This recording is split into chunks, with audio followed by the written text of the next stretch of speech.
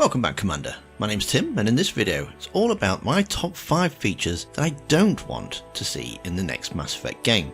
If this is your first time here, I make videos on all things Mass Effect, so if you're a fan of the game, come join the crew and hit that subscribe button. The next Mass Effect game is a good few years away, but that's not going to stop me putting together some wish lists. So out of the series so far, what don't you want to see in the Mass Effect series going forward? Let me know in the comments.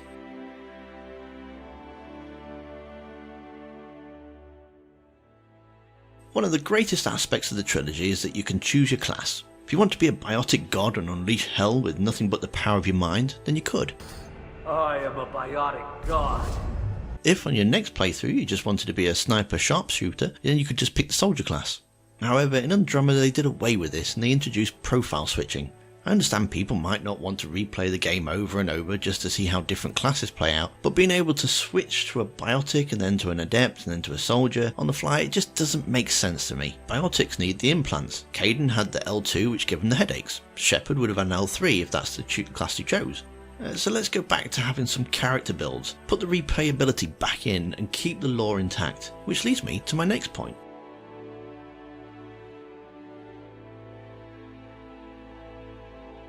Mass Effect had some great RPG elements, but Mass Effect 2 they really stripped it out. Mass Effect 3 tried to add it back in, but then they streamlined it. Now I'm not talking Baldur's Gate or Wasteland kind of amount of role playing where you have 70 different attributes and skills and you really want them all, but you've only got 10 points to allocate. I don't want that kind of frustration either, but I don't want it so streamlined that it's almost pointless. Mass Effect 1 had a great balance, and they meant something too. Put in points into Charm or Intimidate and you could unlock extra conversation options. Make sure you had someone at least in your team with points in electronics to be open lock crates. You could even then divide your team up into hacking experts and sniper experts, biotic experts, etc. Giving you the options then to pick the right team for the right mission. When it's streamlined, it's nothing more than window dressing. I don't want to be stuck in menus for hours, but I also want to see my character become more of my own creation.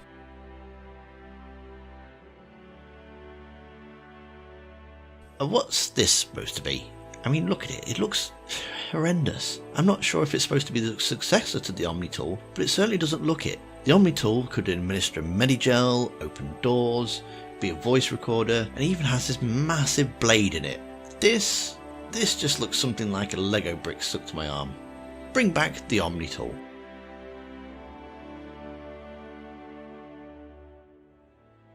I understand that they tried to make romance feel like real life, and some people have preferences, but this is a game.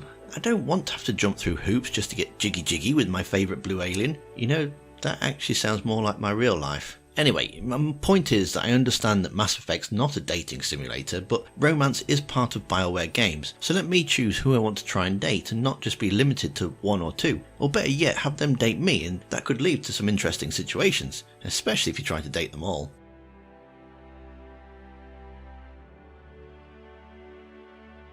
In all of Mass Effect's games you can only be human.